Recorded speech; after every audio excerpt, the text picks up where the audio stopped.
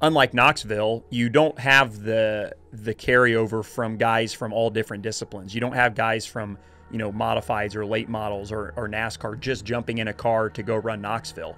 But they do that at the Chili Bowl. You've got the best guys literally from every single type of discipline of racing. We had IndyCar guys racing in it last year. So that's what makes the Chili Bowl so unique and so special, is that if you run well at that, you don't even have to win. If you run well, if you make the A main or even the B main in that event, I mean, you are literally, for a year have every single right to say that you're one of the best race car drivers in the country. The event builds each and every night, gets bigger and bigger, and as it gets closer to Saturday, everybody starts getting excited, and it always ends up being a really good race and a really good finish. So as far as just pure excitement, as far as racing goes, there's no other event like Chili Bowl.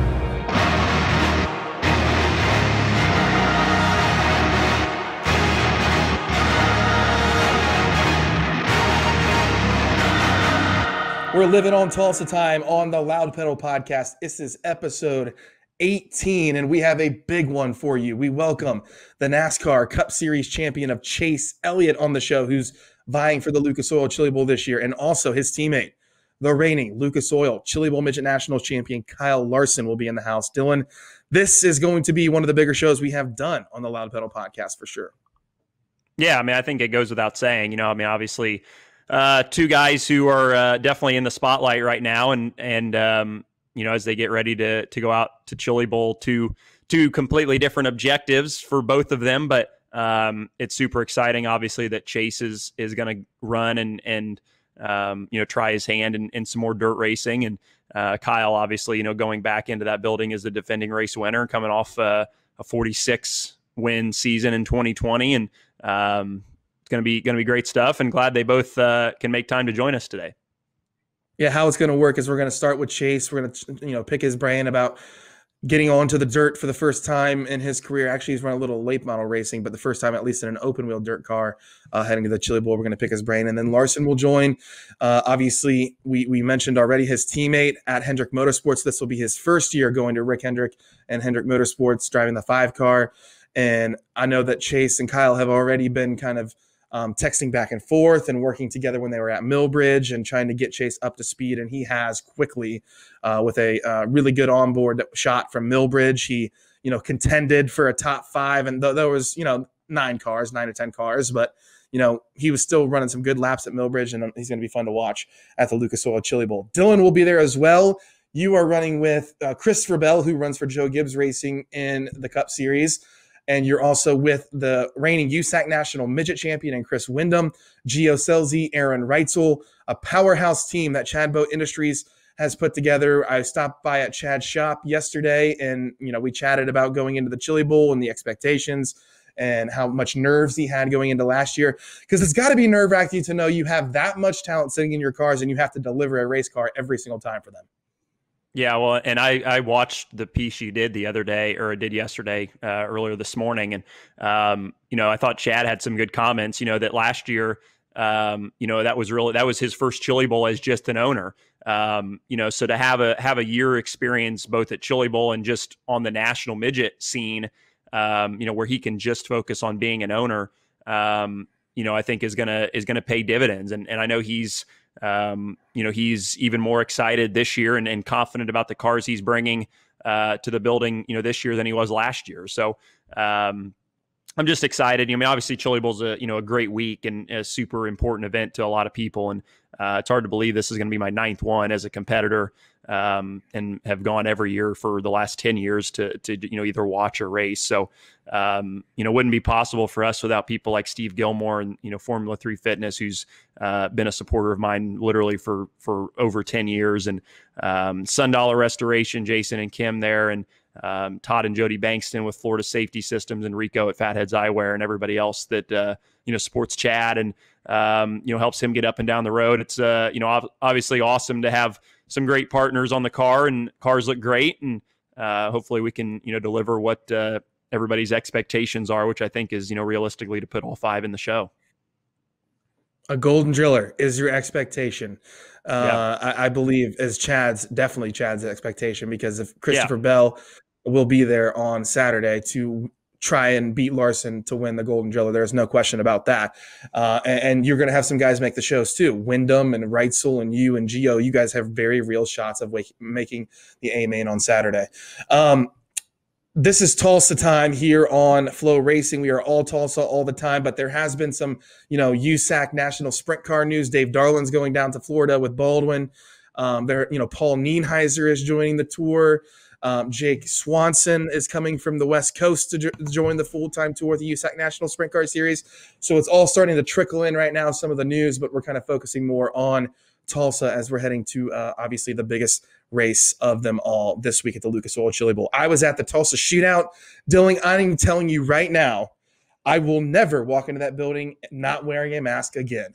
I feel like $100 million after walking out of that building, and I've been there for the past 3 years. Wearing a mask makes you feel like, you are a Golden Driller walking out of that thing. Yeah, well, and it's funny, right? Because you used to see people in there, all the time, that would have masks on, and it was kind of just like, they didn't get laughed at, but it was kind of like, why? What are you doing? Why are you wearing a mask? But you're 100% right. I mean, it's and this is, not political in any way, but like, think about everything that you breathe in that building for 6 days, and having something that's going to cover your mouth and nose so you're not breathing that stuff in. I mean, it is 100% honestly something that, I'm sure many people will continue to do after the mandate is over. So if anything, it'll not make you feel so bad maybe the next day after you breathe in fumes all day and then go drink all night. So, cut that in half, I guess, maybe with the hangover the next day. But yeah, it's cool. You got to go to the shootout. Shootout obviously is a super cool event. And, a lot of guys that obviously were that are competing this coming week in Chili Bowl were getting their feet wet and getting everything kind of sorted out with their driving abilities at the shootout. So Brady Bacon, Christopher Bell, Kevin Thomas Jr., Tyler Courtney, all those guys were there racing, and a few other guys too. So a great week of racing and a great lead up to the Chili Bowl. Mitchell Moles won the Wing Outlaw event, which is kind of the main event at the Lucas Oil Tulsa Shootout. He'll again go to the, back to the Tulsa Expo Center for the Lucas Oil Chili Bowl with Matt Wood Racing. He's a talented micro racer out west, and he showed, his first Golden Driller winning in the wing car, that he is, a top-notch micro racer and is going to contend. Brian Carver is a fantastic race car driver. Love watching the guy. He raced at Millbridge. He won the Give Back Classic, and we've kind of followed his story on FloRacing to where he turned down the ride with Keith Kunz Motorsports and took the $10,000 that was given to him. A GoFundMe was started by some fans in the Pennsylvania area because he works for Hyper. Wow, I said Hypro. He works for Hyper, and 10 grand was raised. Keith Kunz Motorsports is now bringing Brian Carver to the Chili Bowl, and I got to imagine Keith and Pete are thinking they got a really good shoe there, winning 2 of the Golden Drillers at the Tulsa Shootout, one at the Give Back Classic. He's a really good race car driver. Yeah, and that's something that you and I have talked about on previous episodes of this show, and he's just another one of those guys that is a super talent in a super good race car. And for whatever reason, it seems like more so this year, there's a lot of teams that are just loaded, with 5, 6, 7, 8 really, really high caliber, high quality race car drivers. And Carver certainly joins that list by going to Keith Kunz. So, it doesn't have I don't know that he has any midget starts, but, has raced sprint cars and obviously he's a super accomplished micro racer. So he'll figure it out. He's definitely, he's a Group 2 guy on Wednesday, and he's very pickable. He's a contender. He will be a contender on Wednesday, and then obviously later on Saturday too. Yep, he's never even sat in a midget, so that'll be interesting to see. A couple of the other guys that impressed at the Tulsa Shootout, obviously the USAC guys of Kevin Thomas Jr. had a really good week. Tyler Courtney, was really, really good out there. Bacon's always good out there. Frank Flood. A lot of those guys are going to be running at the Lucas Oil Chili Bowl. So if you saw a star at the Tulsa Shootout, as long as they're of age, they're most likely running the Chili Bowl. There's no question about that. You have like Brent Cruz, who's not old enough to race. Gavin Boschel, who's not old enough to race at the Lucas Oil Chili Bowl. You saw at the Tulsa Shootout. But a lot of these guys will come out and race with the 300 cars that we have. Well, 307, I guess, we have now for the Lucas Oil Chili Bowl Midget Nationals. All right, Lonnie Wheatley's pool sheet is out. He has made the move over to the Cash app, but you still submit your picks the same way through Google Docs. Hit him up on Twitter if you want to get a hold of how to submit your pool sheet, if you will. Dylan over the years has been very, very good on the pool sheet, right? And in fact, the one year that you made the A main, if you would have picked yourself, you would have probably won the pool sheet, right? Yeah, I finished fourth in the pool one year and lost to Briscoe because I didn't pick and you myself. Didn't have yourself. I made the A main, but yeah, no, the pool's super fun, and there's obviously you can take it as seriously as you want and do as much research as you want, or you just go with your gut, and sometimes that works better. But I like it because later in the week, it gives you some guys, in the group 5, 6, 7, at large groups that maybe you don't normally even know who they are. You have them picked in the pool, and it gives you something to watch and somebody to cheer for. On some of the other prelim nights. So it's something fun to do. It probably causes more stress than it needs to for me, but I enjoy doing it every year. And I've got my picks down to the final few here that I'm going to work on as soon as we get done here and send it on over. Causes you more stress. It is a ball of stress. That's why I'm thinking maybe I don't want to do it this year, but I'm going to. I have a problem. You're going to be working. So, you're not even going to have time to pay attention to your guys anyways. But I'm still going to be paying attention while I'm working. I mean, I got to chase the stories, and hopefully those stories are my picks, So yeah, that's true. That's what you want. Yeah, good luck if you want to do that. Instagram takeovers heading into the Chili Bowl. I just got a list from our marketing director, Gabby. Chase Johnson's going to take over on Sunday. Monday, Chad Boat Industries. Kaylee Bryson's on Tuesday. Carson Elliott, who's working with us on content for FloRacing, on Wednesday. Thursday, Teamez and Justin Grant. That'll be fun. They'll probably put her up in the fence there on Thursday. That'll be good. Cannon McIntosh and Hannah Newhouse, your girlfriend, Dylan Welch, doing the Instagram takeover throughout the week on the Lucas Oil Chili Bowl Midget Nationals on FloRacing. Yeah, and it's encourage everybody to obviously check out everything that's on Flo, the racing on track, and then the other content, stuff like what you're doing, Tyler, and then keep tabs on the social media accounts too, because that'll be a great way to kind of get some behind the scenes looks and honestly just kind of feel like you're there. Obviously capacity is limited this year, so not everybody that normally would be there can go. So the app stuff or the social media stuff will be a great way to kind of feel like you're there or live vicariously through those of us that are lucky enough to be there. I'll remind you again at the end of the show after we talk to Chase and Larson, but Mav TV has Saturdays, C's, B's, and A's. We have all the rest of the events at the Chili Bowl Midget National. So all the prelim nights are on FloRacing, and then going into Friday, everything of the alphabet soup, all of the alphabet soup leading up to the C's will be on FloRacing. Then the C's, the B's, and the A's will be on Mav TV and Lucas Oil TV if you want to get that. However, if you don't have that and your TV provider can't let you have Mav TV, following the event, we will have the replays of all of those events on FloRacing.com that you can go back and look at in the archives. Before we talk to Chase Elliott and Kyle Larson, Dylan Welch, your hat shakes of the week. Have we done anything this week? I don't think so. I should have been paying more attention to the New Zealand stuff, but I don't know. I mean, I'm just super excited and thankful that we've got a Chili Bowl. I'll tell you what, I'll give my hat shake to everybody at the shootout that wore their masks and allowed us to have the shootout because I was a little nervous, to be honest with you, that somebody was going to blow it there.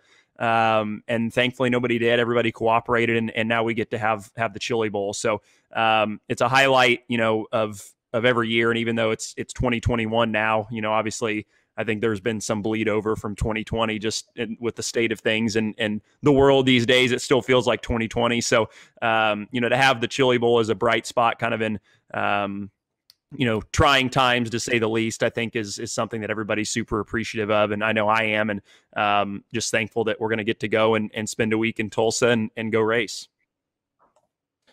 Yep. I'm going to go back to some of the stuff that happened at the Tulsa shootout. First off, most importantly, Aiden Borden, who lives in the Pennsylvania area, we did a piece on FloRacing. Dylan, was set to start at the front of a last chance qualifier, starting fourth on Saturday, and had a good shot to lock in. This was actually his second time in the building, runs locally in Pennsylvania, in the New Jersey area, and, is a good shoe, but was doing extremely well in the Tulsa shootout. Had to leave the event because his brother was being sent off to the Marines and was actually sent off a day earlier, so could not run the last chance qualifier, and we did a piece on that. So Aiden Borden, hat shake to you for putting family first and going to see your brother off to the Marines instead of taking a chance at, obviously the biggest race probably of his lifetime. And then Brian Carver, 2 Golden Drillers, has never won a Golden Driller in his life, goes to Tulsa this year, and a huge year for him, winning the Give Back Classic, the biggest micro race that was, at least paying wise, that happened last year, winning that. And then, of course, going to Tulsa and winning 2 Golden Drillers. So hat shakes to both Aiden Borden and Brian Carver, your hat shakes, and rightfully so. That would be my third hat shake easily. Everyone who wore a mask in the Tulsa shootout. First off, wear a mask. I feel like $1 million, and I'm gonna, I'm super excited about, the mask opportunities at the Chili Bowl, because just feel better. Like, why would you not want to feel better about it? But I know people don't like doing it. You guys all did it. You made it happen, and that's the reason why we're going to race this week at the Lucas Oil Chili Bowl. Let's talk to Chase Elliott. Let's talk to Kyle Larson. They're next. This is episode 18 of the Loudpedal podcast on FloRacing.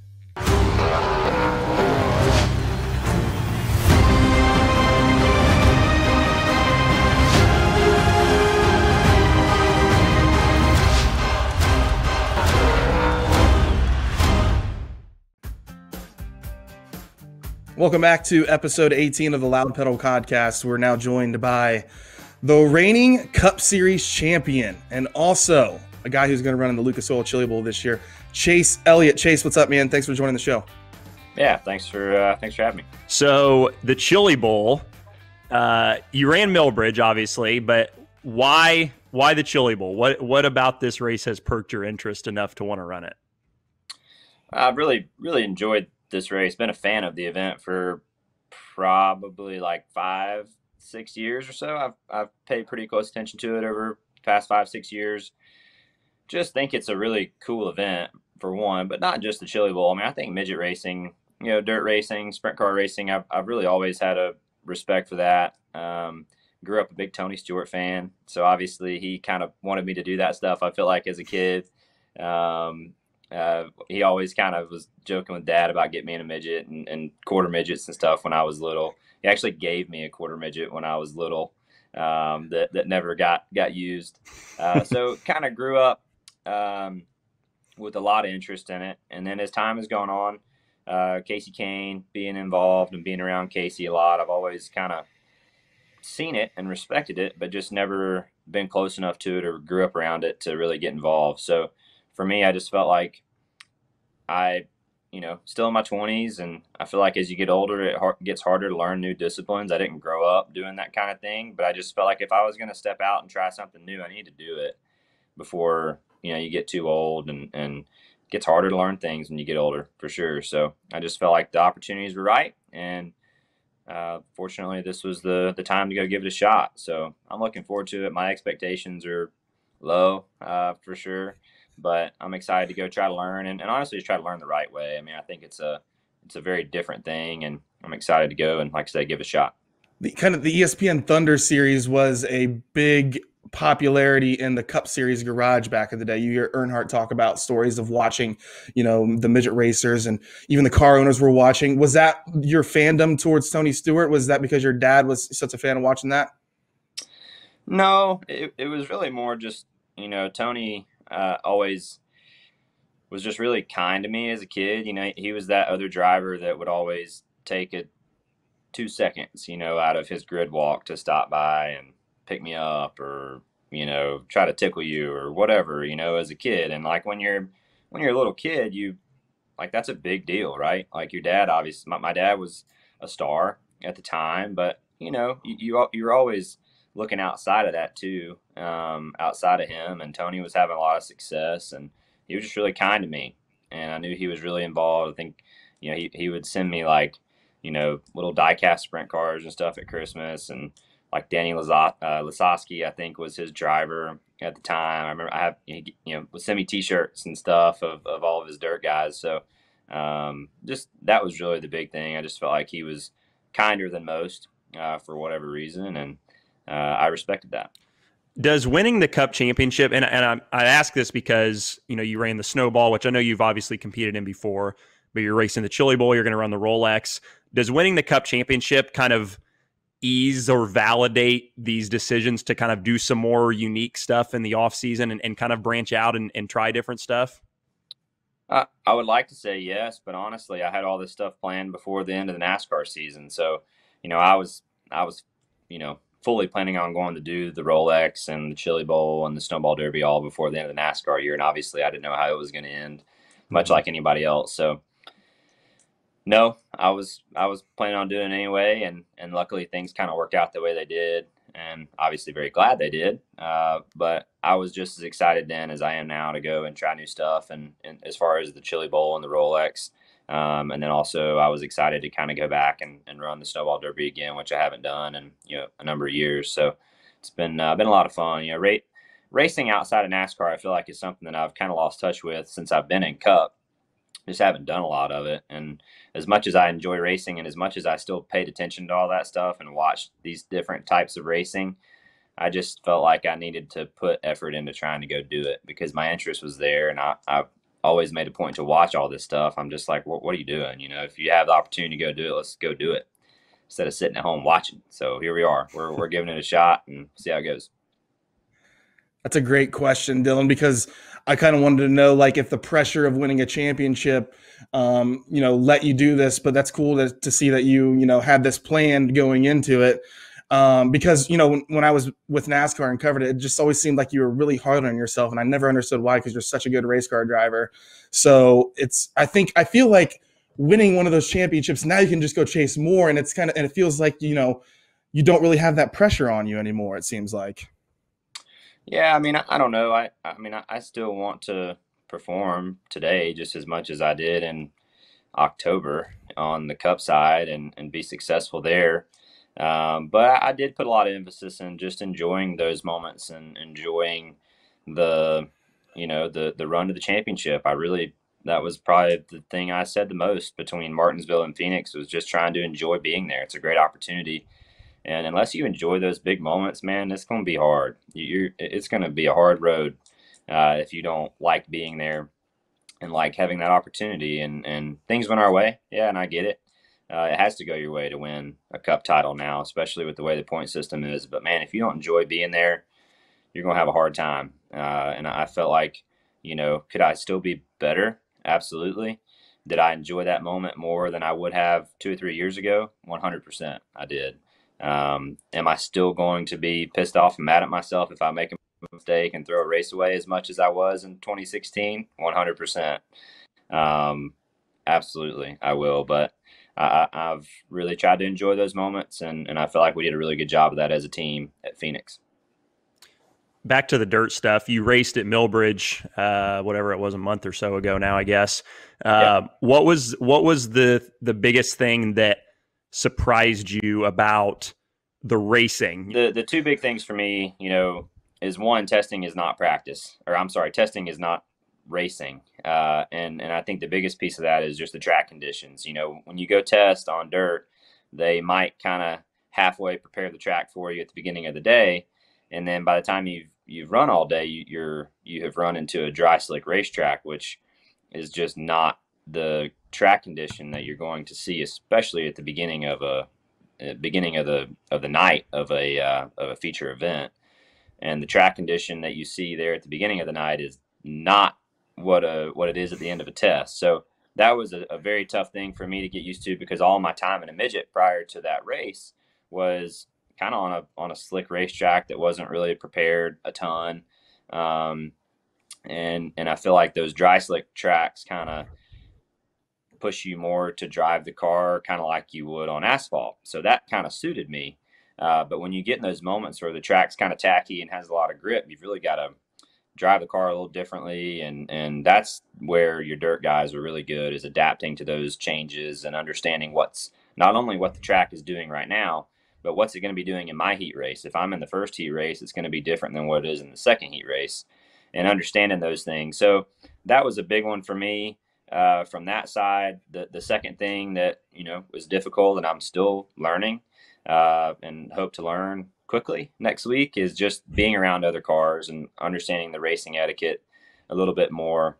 I don't know if etiquette's the right word, but just the style of, what to do in certain situations, right? Like I think another one that kind of falls into that same category for me is how short the races are. The energy level is high from the beginning of the event because the race is so short. You can't ride around behind a guy and set him up for 15 laps. Your race is over. You've got to take your opportunities while they're there. And I think you see the guys that are successful in those types of cars, they do that. They don't mess around. If they have a percent of an opportunity, you can count on them taking it. And then on the flip side too, if you're on the receiving end of that, that's expected because that's what that racing is. And for me, just understanding that a little more, I just haven't got there yet. So the Chili Bowl, looking ahead to that, I think that energy level is going to be high from the get-go, especially on your prelim night. Your heat races are short, and you got to make the most of your time, while you're in them. So those are the big ones for me that I'm still working through and trying to learn, and I anticipate being, big challenges for me next week. There's very little etiquette, to be honest with you, in that building. It's pretty intense. No, I'm just yeah, I'm good. just saying. Hey, I think that's great, and I think that's why there's you guys and myself and a lot of people love watching dirt racing too, is because the aggression is high and the races are short and you got to make something happen, and I think that gets swept under the rug when you start talking about dirt racing versus asphalt racing. The races are short. You got to do something, or you're out of time. Period. And I think that's I think less is more in a lot of ways, and I think the amount of laps in some of these events have a big factor in that.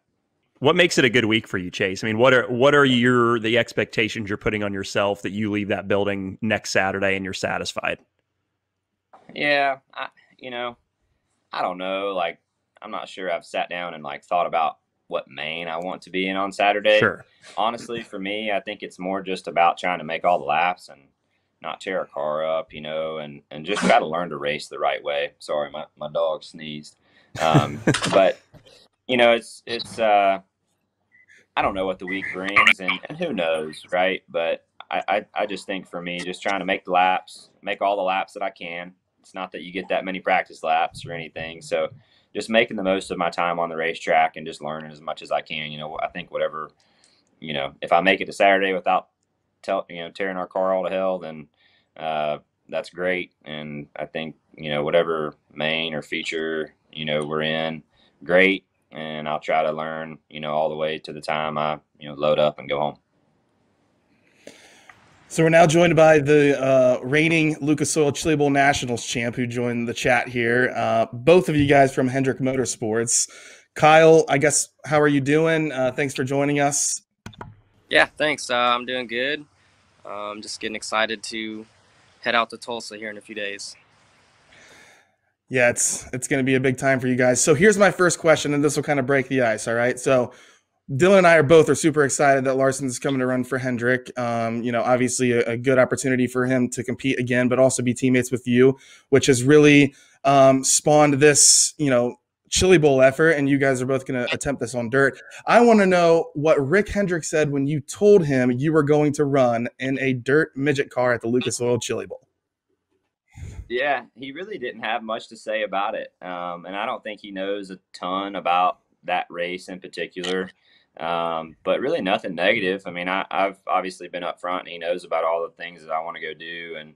And, this being one of them. And I think he knew too, when Kyle was coming along, that this was happening. I assume that was the approach, or that was kind of expected at the beginning. So, I really wanted to do that anyway, and I've had a lot of interest in it. So I've talked about it, and two, I think Jeff, as his role has increased at HMS, over the years. I think he really understands the importance of racing more and how that can help you on track on Sundays. And I think he really, really understands that. And Mr. Hendricks seems to be good with it. So I can't complain. Kyle, for you, I mean, obviously it's a kind of an interesting dynamic. You guys are teammates in the NASCAR deal, but different teams on the dirt side. But you got to compete against each other at Millbridge. What did you think of Chase's kind of maiden voyage behind the wheel of the midget?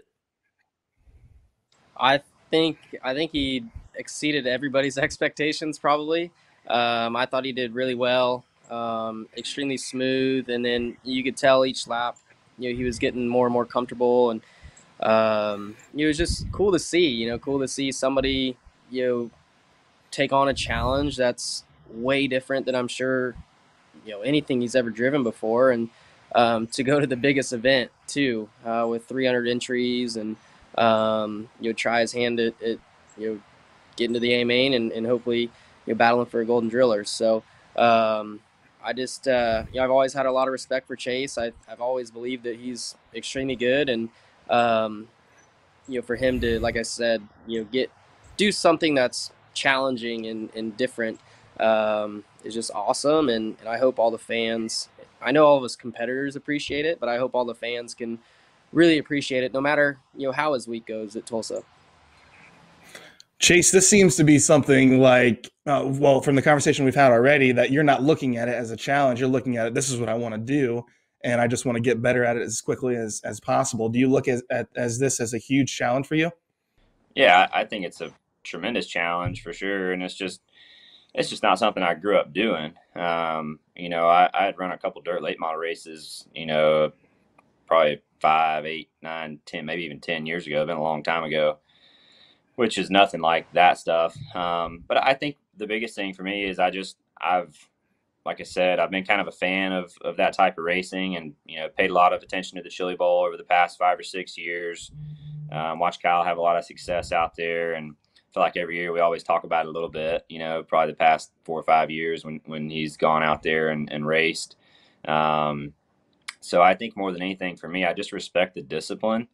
And I just feel like, like I mentioned to you guys, as you get older, it gets harder to learn new things. And I just felt like, still in my 20s, and I'm fortunate to have some opportunities to go get involved in this stuff. And if I like it, which I do, and I respect it, which I do, then why not go try it? It's going to do nothing but just get harder to learn as you get older. And I felt like now was the time to go give it a shot. Chase, is your dad going to come? Is he going to be there next week? Yeah, I think so. He's been on the fence. He's got some other stuff going on, kind of prior plans.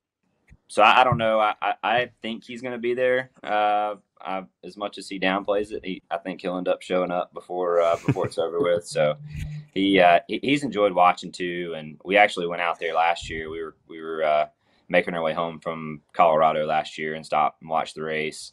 And I think he really enjoyed it. He's had a lot of fun with dirt racing over the years. He had a dirt late model, and he went and raced a bunch there, like in the early 2000s. I don't think a lot of people remember or even know about, but he got super involved in it and loved it. And I think he's been excited about it too. So I think he'll end up coming out there as long as he can, make it work with his schedule.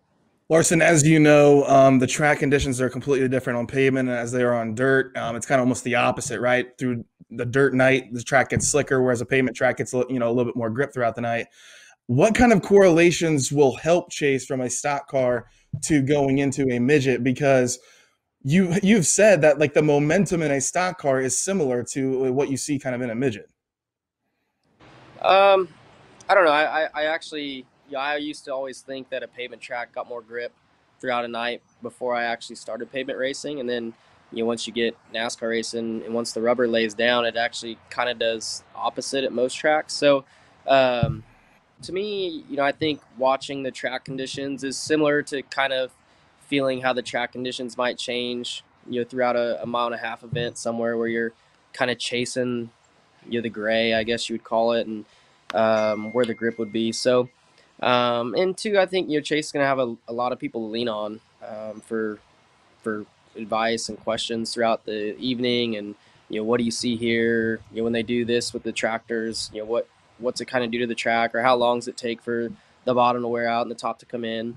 The good thing with Chili Bowl is they've been so consistent with their track prep over the last decade or longer that everybody who's been there each year has a good understanding of how the night transitions and all that. So, and he's smart too. He's done a ton of studying, I can tell already, and I don't think he's going to be unprepared at all. He'll probably be the most prepared driver going in there. So, I think he's going to do fine, and he's a talented race car driver. So talented people seem to have success even when things are new to them. He's been too nice to me through all this, but I do appreciate all the help. I forgot to text you back last night. No, it's all good. I've worn you out, so sorry. No, you haven't. Well, that's what I was going to say. I mean, in all reality, Chase, I mean, if you're going to have a guy in your corner that's going to be willing to help you, having the guy who just won it last year and is coming off the year he's had, there's probably not a better guy to have helping you.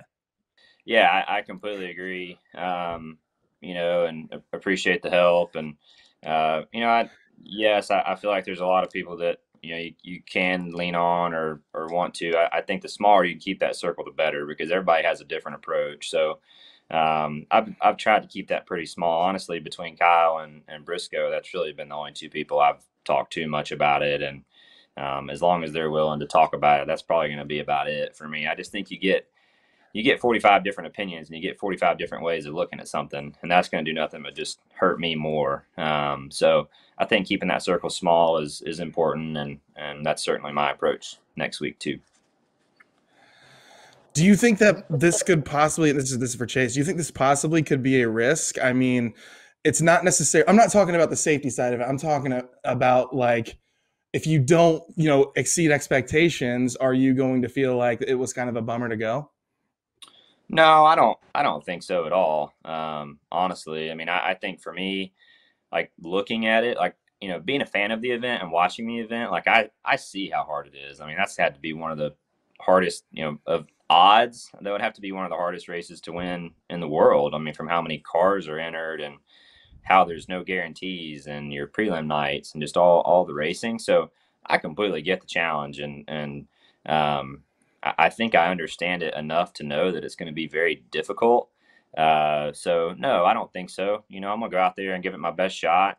And honestly, even if it goes really bad, I still want to do more racing and want to continue to try to learn and get better at it as time goes on. And my result next week isn't going to deter me from wanting to try to learn. I don't. If you have a bad race in your first two races of doing it, I think you would be a pretty bad quitter if you stop there and we're done with it. So that's just not me, and I'm looking forward to learning. You could just do what Larson did in the late model and win the first time, right? I mean, that's yeah. Let me get right on that. 250 less cars at Port Royal. Yeah. That is true. I guess the final thing I wanted to ask, both of you, and Larson first, what kind of advice can you give Chase for doing something new? Because you did do something like this with the late model this year, with a lot of eyeballs on it, getting into something that you've never done before, and you succeeded.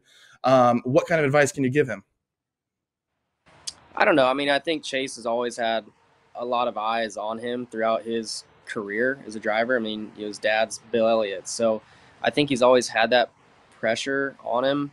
Maybe I'm sure he doesn't feel it or care about it or whatever, but he's always had it. And I think that's probably trained him for moments like this where he kind of steps out and does something different. And so he's used to all those eyes on him and people having their opinions. And I think he's done a great job his whole life of not letting that,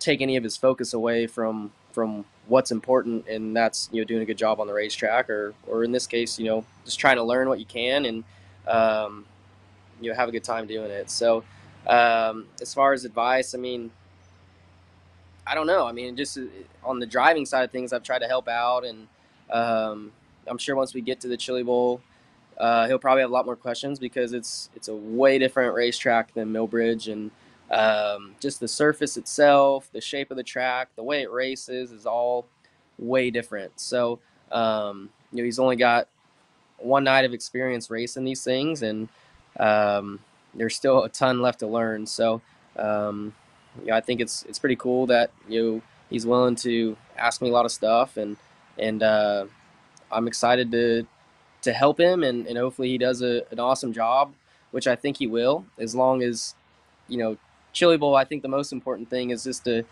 not run into any bad luck, and you'll have a good week. So he's a smart racer, so he'll be fine. All right, Chase. Well, thanks so much for joining us. I mean, do you think you even have a shot at beating Larson this week? I mean, you could probably feed him a wheel in one of the mains, maybe. Yeah. Well, first problem is I'm not in the same main to crash him, but if we were, maybe if I wrecked him when he came around to lap me, maybe potentially. But I don't foresee seeing him on track this weekend. But we'll give it my best shot. Thanks, Chase. Chase Elliott, everyone. Now we're going to see if we can chat with Kyle Larson for a bit here. I know that Mr. H probably wouldn't like you guys getting together on the racetrack, but I think he's right about assuming that you guys will probably not be in the same main at some point. But I mean, you had some quotes that came out. How much respect do you have for what Chase is doing right now? A lot. I mean, like I said, it's just, I think I can kind of, I don't know, relate a little bit because I, running that dirt late model was what I thought at the time a lot different than, which it is a lot different than anything I've done before. But I can't imagine, racing pavement stuff all my life and then being like, hey, I want to go try the biggest, toughest race in the world that there is with 300 plus cars. So I think we can all respect that. And like I said too, he's already done and looked way better than I thought he would. I think being a dirt racer, you kind of have a chip on your shoulder, like, oh, we're better than pavement guys, blah blah blah. But for a guy with no dirt experience to come into Millbridge and look as good as he did, I think that just proves good race car drivers are good in anything. That's the thing too that I think, I mean, and you hit on it. I think everybody knew he was a good race car driver, but I think people were understanding of the challenge that faced him. But then he got in at Millbridge, and I mean, I'm sure you've watched his onboard videos and everything, and he looks like he's done it for a long time. I mean, he's smooth. He's doing the right things when the car gets upset. I mean, he looks like he's figuring it out. And obviously Chili Bowl is a different challenge than 12 cars at Millbridge, but you're right. He's a race car driver, and he's going to figure it out, I think.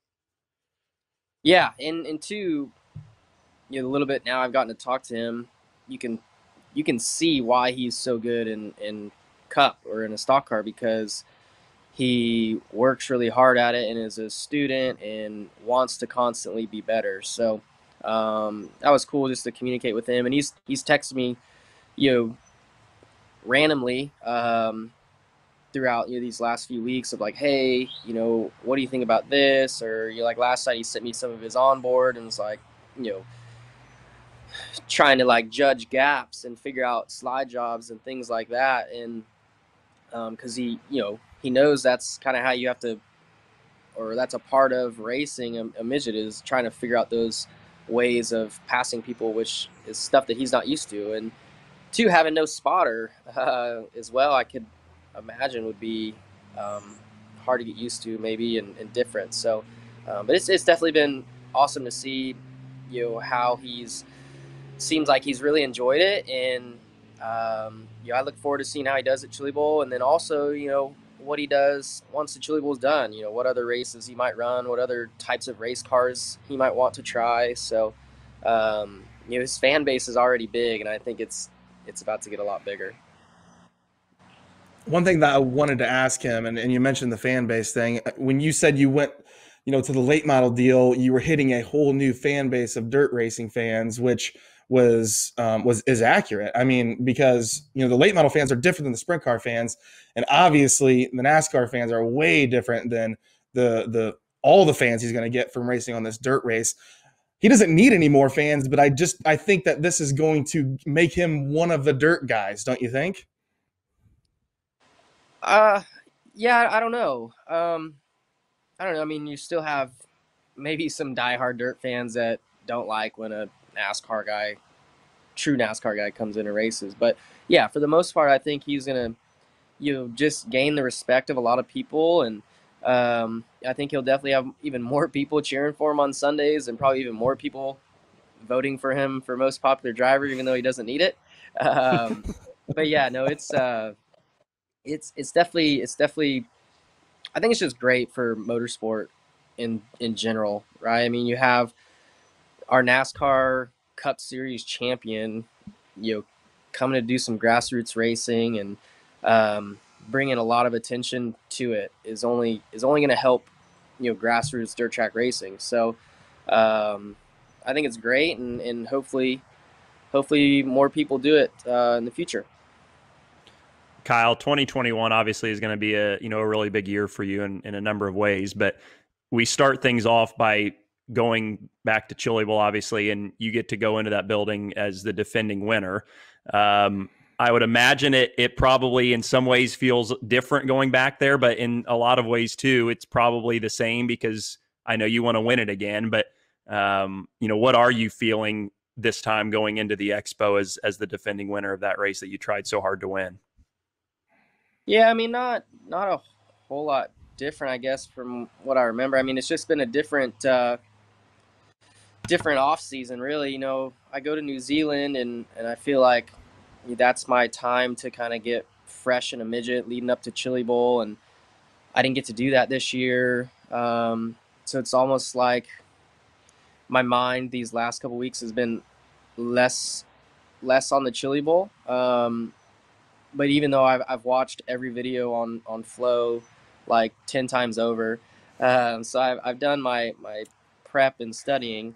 But yeah, I mean, my attitude or whatever seems a little more laid back than what I thought it would be, or what it's been in the past. So I think it's going to grow as I get ready to leave on Sunday.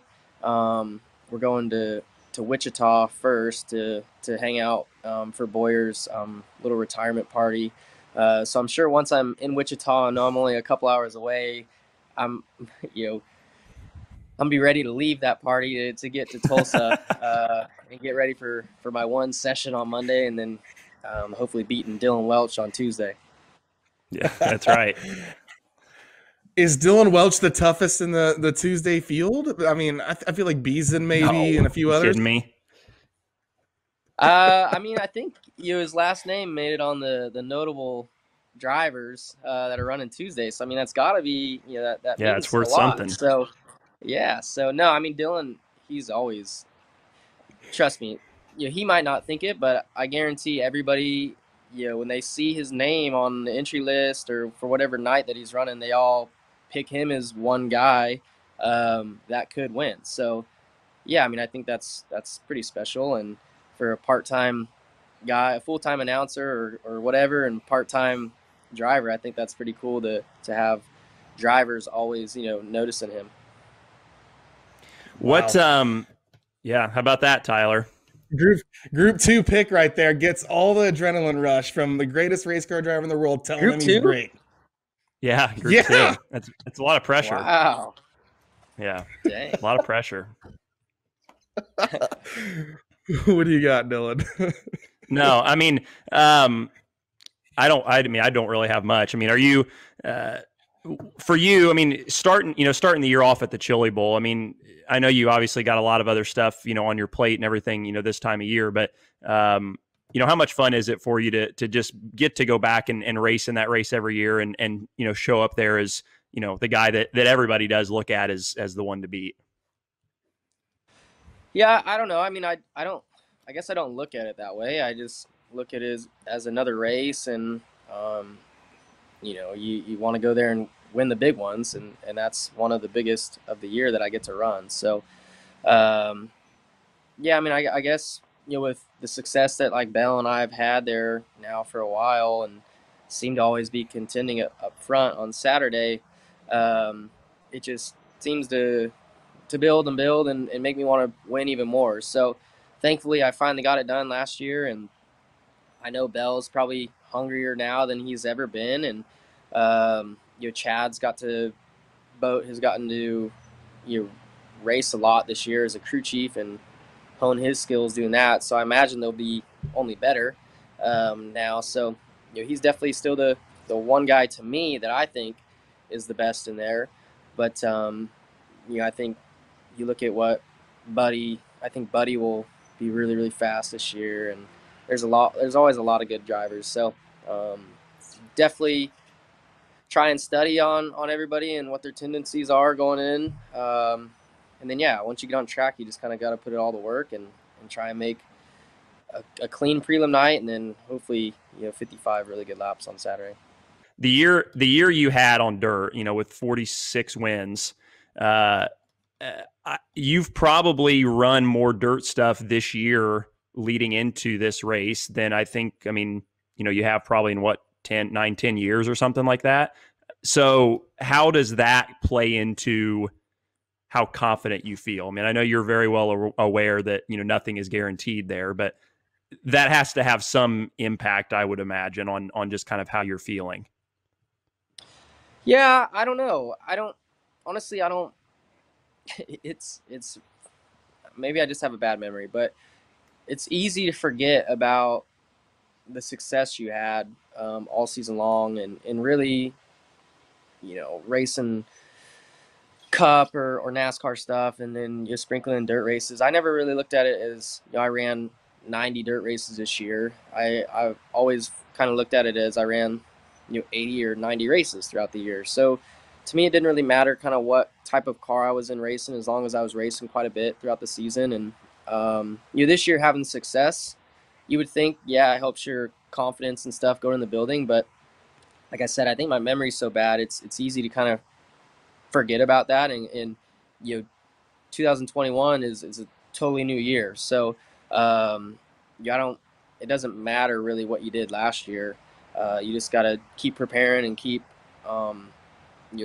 working hard to being better, to do as good of job or a better job the next season. So obviously my confidence is high, but it always is going in that building. But I wouldn't say it's any higher this year than years past, even after winning the Chili Bowl last year and then winning all the races we did. So I know how tough that race is, and it doesn't care about what type of season you had the year before.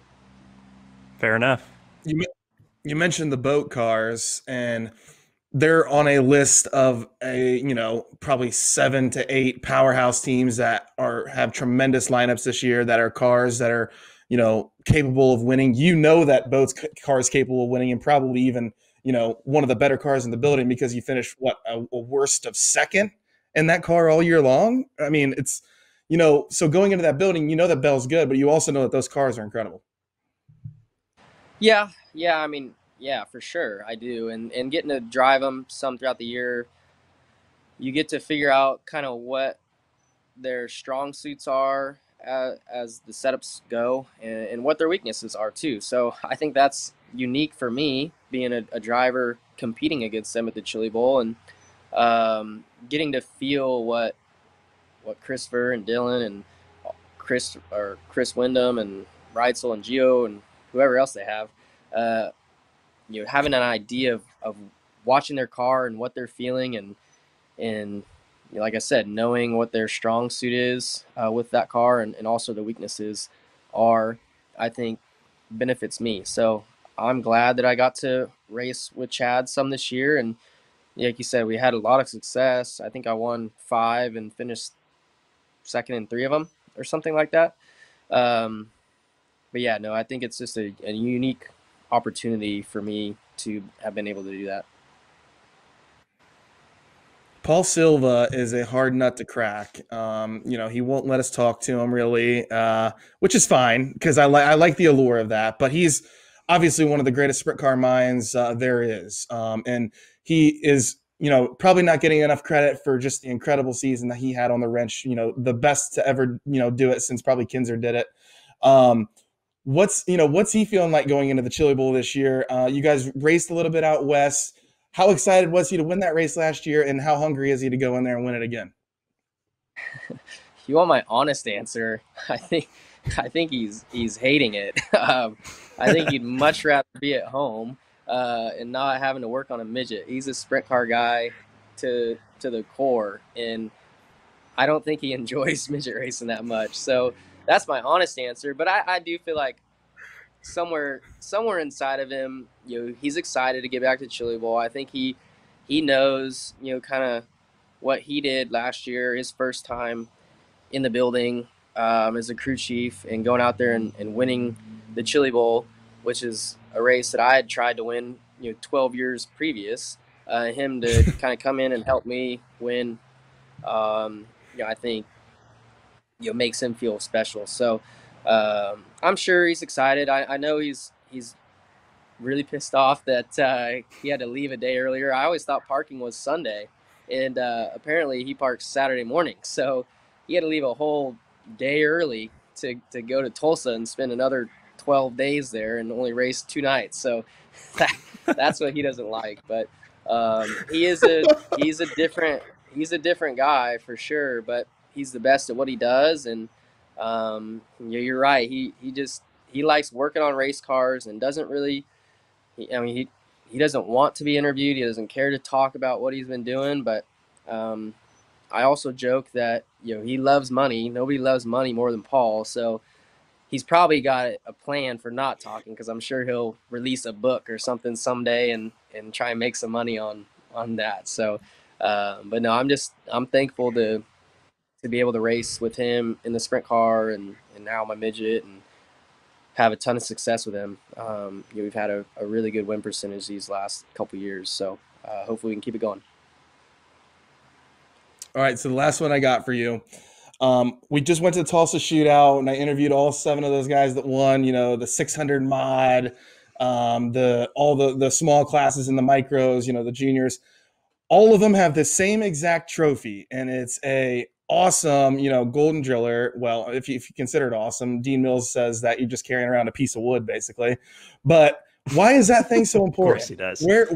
Where have you put that thing, and does it really, matter to you that much as soon as you finally got that thing?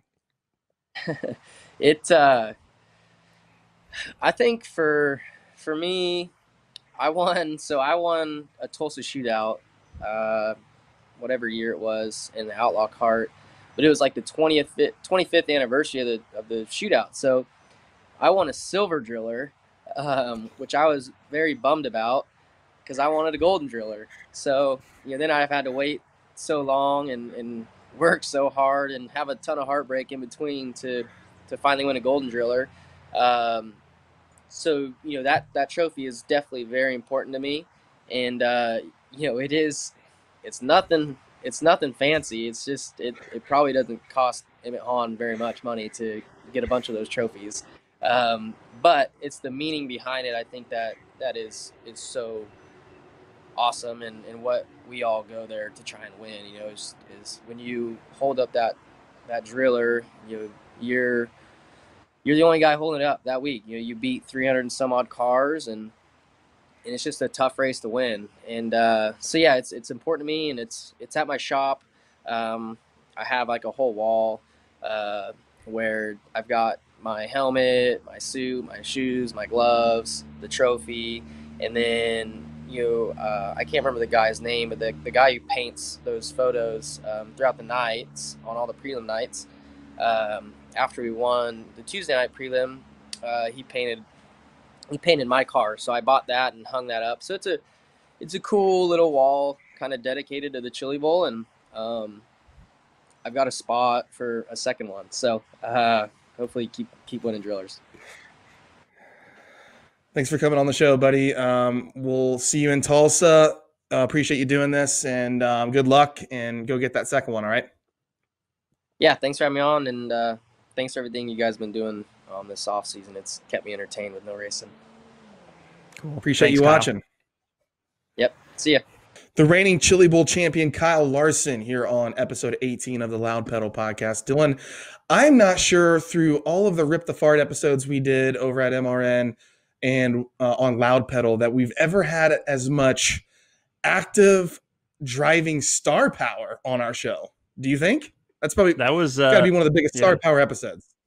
that was a good lineup there. So I appreciate those guys both both coming on and doing that. And I think it's cool. I mean, I think you can see that Kyle genuinely appreciates and respects Chase and what he's doing and how he's going about it. And Chase, I mean, continues to just impress me and with his perspective on learning and competing in the event and competing in dirt racing. I mean, it's look, he's group 6 in this pool, and I think he's very pickable. I think he's very pickable. Like I think he's going to go. I think he's going to go in there and obviously have, I'm sure, some struggles because it's the Chili Bowl and it's his second race. But like as good as he looked running at Millbridge, I think he'll figure Chili Bowl out just fine and he'll be okay. Like, cause I think he's, like Kyle said, I think he's just that good of a race car driver. He'll figure it out. Look at me. I'm searching through my phone here. He's a group 6. Yeah. Who's in his group? I gotta look at that. He's in Santino's group. Sorry, Santino. I gotta pick Chase Elliott over you. No, we've already seen Chase. I mean, the onboard cameras from Millbridge surface, and I think we're going to actually use it in this piece. And of course, we have to get a hold of Chase Briscoe to see if we can rip it from his GoPro. But Chase Elliott can drive, folks. Like I'm telling you right now, my projection right now is a D main on Saturday, which is very, very good, and that is not a Group 6 pick. You're looking at a J main. The only unfortunate thing is his draw, because he probably is on the toughest night of the week on Wednesday. So, I mean, every night is hard, but I think Wednesday statistically has the most previous Saturday A main starters by like 7 over every other night. So he's got a tough draw on Wednesday. But at the same time, I would not be surprised if he snuck into the feature, if he snuck into his prelim feature. I think, again, depending on what his draw is, on Wednesday night, he could potentially, run himself into the A main. So, I think he's going to be great. I think he's, like I said, he's going about it the right way, asking the right people, asking the right questions of those people. And I like what he said too about, keeping his circle small. Because that's obviously smart too. So going about it all the right ways, and I think he's got the car and the ability to raise some eyebrows. Dylan Welch back in the 81 special with Chad Boat Industries. They were super good in that building last year. You were one spot away from making a main event. He had a few in the main event. Well, obviously Bell, who finished second. I believe Chris Wyndham made the show. And Reitzel and Selzy are going to have good shots. I think Reitzel made the feature last year. They're going to have good shots to make it too. That is a powerhouse team at Chad Boat Industries that Dylan Welch is driving for. I think it's safe to say, I mean, they're all professional race car drivers, so you're probably towards the bottom of the list, but you still hold your own. I mean, you are a Group 2, and I think you're the pick in Group 2. Yeah, I mean, that's for somebody else to decide, but yeah, I'm obviously super excited to be back and competing with Chad's team again. I mean, I think they are the best cars in the building, completely just from a well-rounded standpoint. I think he's got the best stuff, and it's a privilege for me to get to drive it. I'm obviously still bummed that last year, I felt like last year was the year if I was going to make it. Last year was the year as I'd raced 10, 15 times throughout the summer and felt really, really good going into the building. So, but feel just as confident this year. I mean, I know, the car is going to be just as good as it was last year, if not better. And, obviously we've got a really, really solid lineup with, 2 champions and a 3-time Chili Bowl winner, and, Gio, who's obviously one of the, hottest up and coming drivers in the country right now, and myself, who I feel like, I get around that place pretty well too. So, looking forward to it. Can't wait to get out there on Sunday and get things started on Monday. All right, some information as far as if you're watching coverage on FloRacing coming up, starting on practice day, which is Monday. We're gonna have a few hours being shown on Monday. So here's how it works. FloRacing has live coverage of every single event all through the week. So Monday, Tuesday, Wednesday, Thursday, Friday, and then when we get to Saturday, the C mains, the B mains, and the A main, which is all the final events on Saturday, will be live on MAV TV. The rest of the races are all on FloRacing, your FloRacing app, and on FloRacing.com. So make sure that you figure out a way to watch the main events on MAV. If you don't, find a way to watch it on MAV and on Lucas Oil TV, you should.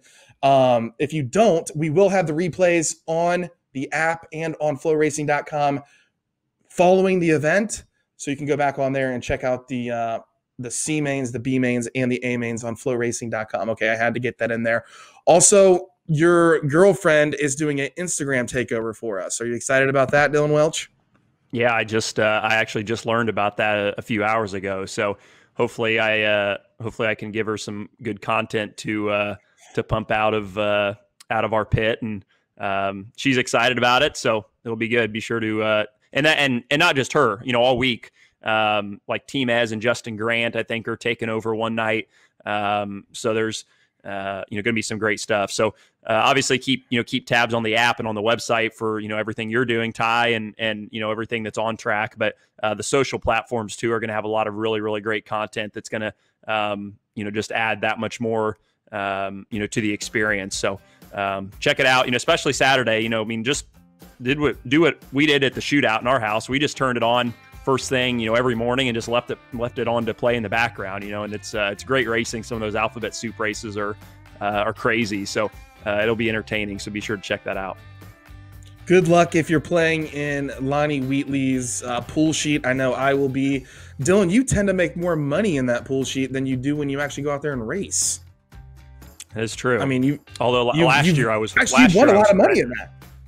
Yeah, last year I was horrendous in the Chili Bowl pool, but I don't know. I feel okay about my picks this year, so we'll see. I say that I'll probably jinx myself, but we'll see. It's another fun way to kind of stay involved.